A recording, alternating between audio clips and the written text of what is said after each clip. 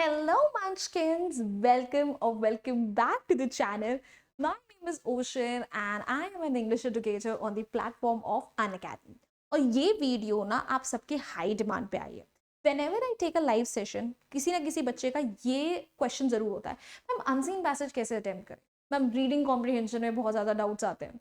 Ma'am reading comprehension की वजह से मार्क्स कट जाते हैं.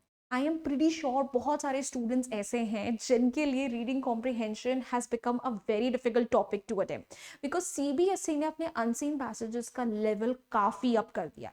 और वो छोड़ो, जो क्वेश्चंस आते हैं वो तो और ज़्यादा आड़े टेढ़े आते हैं. So if you are also one of those students जिसके अनसीन पैसेजेस की वजह से काफ़ी नंबर कट जाते हैं, then this is the video for you.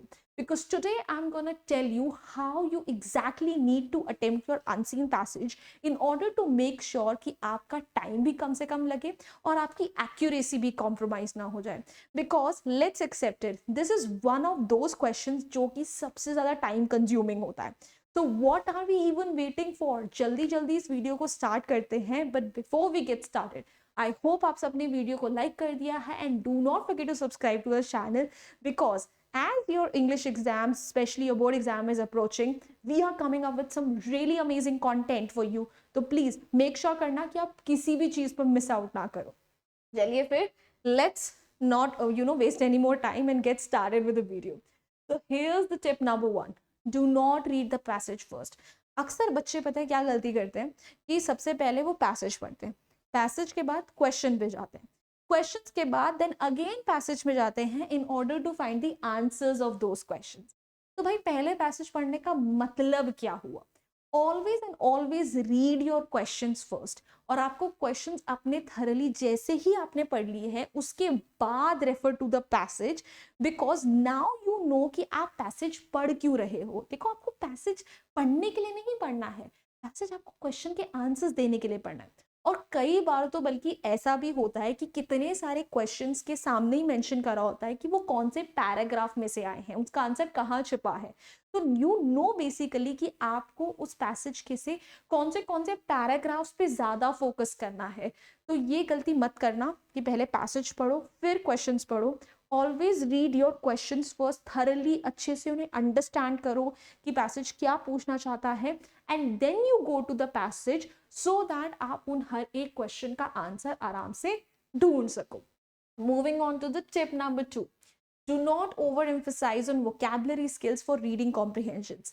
So many times I have been approached by the students who complain कि ma'am हमारी vocabulary अच्छी नहीं है, हम आखिर unseen passage attempt कैसे करेंगे? Hi, you do not need to have a great vocabulary in order to attempt your unseen passages. देखो, जहाँ तक बात रही सिनोनिम एंड एंटोनिम वाले बेस्ड क्वेश्चंस की, अब तो वैसे क्वेश्चंस डायरेक्टली आते भी नहीं हैं. और अगर आते हैं तो most of the times MCQ format में आते हैं जहाँ पे आप तो कम मार ही सकते हो. और अगर ऐसा क्वेश्चन एक आधी बारी आ भी गया तो वो कितने नंबर का आएगा? 1 नंबर का.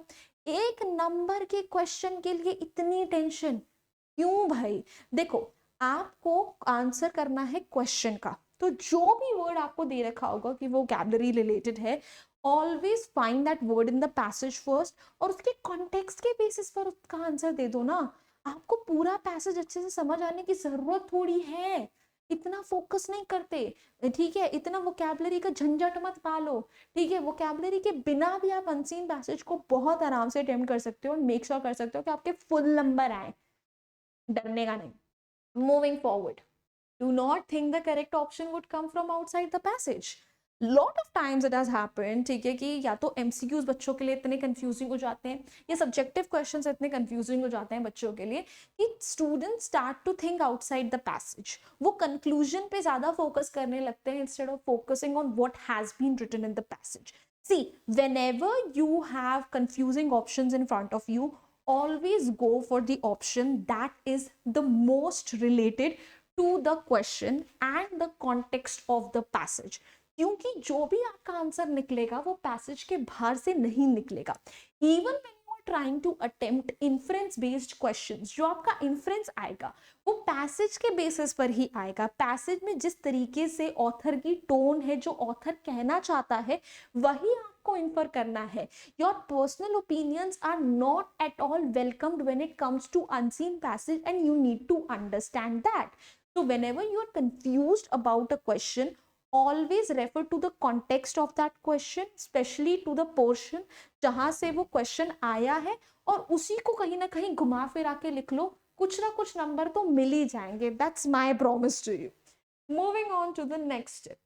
Do not spend time on reading comprehensions that you cannot comprehend at first. So many times has it happened with the students कि बच्चे unseen passage पढ़ते हैं and then they find the passage so difficult in itself क्योंकि उन्हें passage ही समझ नहीं आ रहा है और वो घबरा के passage ही attempt नहीं करके आते. Never make that mistake. देखो, what is your aim when you are attempting unseen passages? Your aim is to answer the questions that have been asked from the passage. आपको पूरा पैसेज समझना नहीं है. If it's about a scientific context जो कि आपके sir के ऊपर से निकलना है, नहीं जरूरत उस साइंटिफिक कॉन्सेप्ट को समझने की. For example, last year sample paper में there was this unseen passage that was on vertical gardens. अब कई सारे बच्चे होंगे जिन्हें वर्टिकल गार्डन ही नहीं समझ में आएगा. दे वर लाइक यार क्या पैसेज आया, कितनी घटिया लैंग्वेज है. कोई बात नहीं, आप बस उन क्वेश्चंस को देखो, ठीक है, और उन क्वेश्चंस में जो कीवर्ड्स गिवन है ना, उनके बेसिस पर उनके आंसर्स ढूंढने की कोशिश करो. गो टू द पैराग्राफ जहां से वो क्वेश्चन बनकर आया है, उस कीवर्ड को मैच करने की कोशिश करो और उसके आसपास की लाइंस के हिसाब से आंसर करो. भाड़ में जाने दो कि पैसेज का एक्चुअल मीनिंग क्या निकलेगा. आपको कॉन्टेक्स्ट के बेसिस पर आंसर देना है. So never be scared if you are basically not able to understand the passage. Just हर एक आप क्वेश्चन के कीवर्ड ढूंढो और कीवर्ड के कॉन्टेक्स्ट के हिसाब से आंसर ढूंढो. You will basically find it more easier to approach your unseen passage.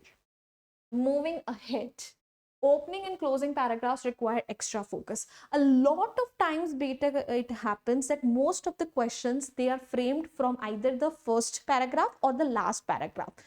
So whenever you're reading your unseen passage, please make sure to pay extra attention to those ones, ठीक है, because कहीं ना कहीं maximum number of questions वहीं से बनकर आते हैं. अगर आप लास्ट ईयर का सैम्पल पेपर भी देखोगे, इस साल का भी देखोगे, you will observe the same pattern कि कहीं ना कहीं ओपनिंग पैराग्राफ में से ज्यादा क्वेश्चंस आए हैं, राइट. तो उसके ऊपर ज्यादा फोकस पे करना, ठीक है. ये मत करना कि जब आप अनसीन पैसेज पढ़ रहे हो ना तो इसलिए करके, that's not gonna help you. ना आपको चीजें समझ में आ रही है, ऊपर से आपका टाइम वेस्ट भी हो रहा है. तो जब भी आप अनसीन पैसेज पढ़ो ना, पूरा ध्यान लगा के पढ़ो, राइट. आपको टाइम वेस्ट नहीं करना है. तो ओपनिंग पैराग्राफ और क्लोजिंग पैराग्राफ के टाइम पे तो स्पेशली बहुत ध्यान से पढ़ना है, ठीक है, ताकि आप मोस्ट ऑफ द क्वेश्चंस को इजीली आंसर कर सको. Moving forward, guys, now these are certain points, extra tips that you basically need to keep in mind when you're attempting your passage. Number one, ठीक है, कई सारे reading comprehension जो होते हैं, they are sometimes complex. I did say that कि vocabulary is not the most important things, but sometimes if you have a good vocabulary it can indeed help you in attempting those passages. So try to improve your vocabulary as much as you can, but अगर आपकी vocabulary काफी weak है तो let it be. This is not the tip that you have to strictly follow. Next, read and solve comprehensions as many as possible. Unseen passages जो हैं आपको तभी अच्छे से अटेम्प्ट करने आएंगे जब आप उनकी प्रैक्टिस करोगे. सो प्लीज इस साल के, पिछले साल के सैम्पल पेपर्स अच्छे से अटेम्प्ट करके जाना. That's gonna help you understand the latest pattern of questions जो सीबीएसई आपको दे रहा है. साइड बाय साइड आप रेफरेंस बुक्स भी अटेम्प्ट कर सकते हो, उनके अनसीन पैसेजेस अटेम्प्ट करके जाओ, सो दैट यू नो कि किस टाइप के क्वेश्चंस आते हैं और उनको अप्रोच कैसे करना. Then solve passages from different fields of knowledge like science, arts, literature, politics, economics, etc. आपके unseen passage किसी भी XYZ टॉपिक से आ सकते हैं. किसी एक स्पेसिफिक टॉपिक को छोड़ के मत जाना. हर टाइप के अनसीन पैसेजेस अटेम्प्ट करके जाओ, सो दैट किसी भी फील्ड से क्यों ना अनसीन पैसेज आपके पास आए, you should feel confident enough कि आप उसको अच्छे से अटेम्प्ट कर सकते हो. So try to attempt as many different types of unseen passages as possible. Last but not the least, improve your reading speed. देखो, बहुत सारे बच्चों को अनसीन पैसेज अटेम्प्ट करने में टाइम इसलिए लगता है बिकॉज उनकी रीडिंग स्पीड बहुत कम है, राइट. तो अपनी रीडिंग स्पीड पे थोड़ा फोकस करो, जितना हो सकता है उसे इंक्रीज करो, बिकॉज अगर आपकी रीडिंग स्पीड बढ़ेगी तो आपका एग्जाम में अनसीन पैसेज को अटेम्प्ट करने का टाइम काफी हद तक कम हो सकता है. So that's one tip that can really really help you. I know अब दिन बहुत कम बचे हैं, सो मैक्सिमम भी आप यही कर सकते हो कि जो भी अपनी पढ़ाई कर रहे हो, right, start reading your questions and answers out loud. That's gonna help you a lot, trust me, a lot. थोड़े से भी कई बार बहुत ज्यादा फर्क पड़ जाता है. तो बच्चा party, that's it from my end. These were all the tips I had in store for you. I really hope they helped you. And guys, अगर आपको अपना रिविजन और भी अच्छे से करना है तो जाइए ओशन मैम को अनअकैडमी में फॉलो करिए and enroll in my revision batch, because वहाँ पे आपको हर टॉपिक से रिलेटेड नोट्स और क्लासेस मिल जाएंगे and you will find a great variety of questions to practice for. तो अभी के अभी जाके कर लो. एंड बच्चा बाड़ी, that's it from my end. I hope you enjoyed this video. I hope you found it helpful. If you did, you know the deal. Hit the like button, share it with your friends, and do not forget to subscribe to our channel. I'll see you next time. Until then, bye bye. Hasta la vista. फिर मिलेंगे पढ़ते पढ़ते. Bye guys.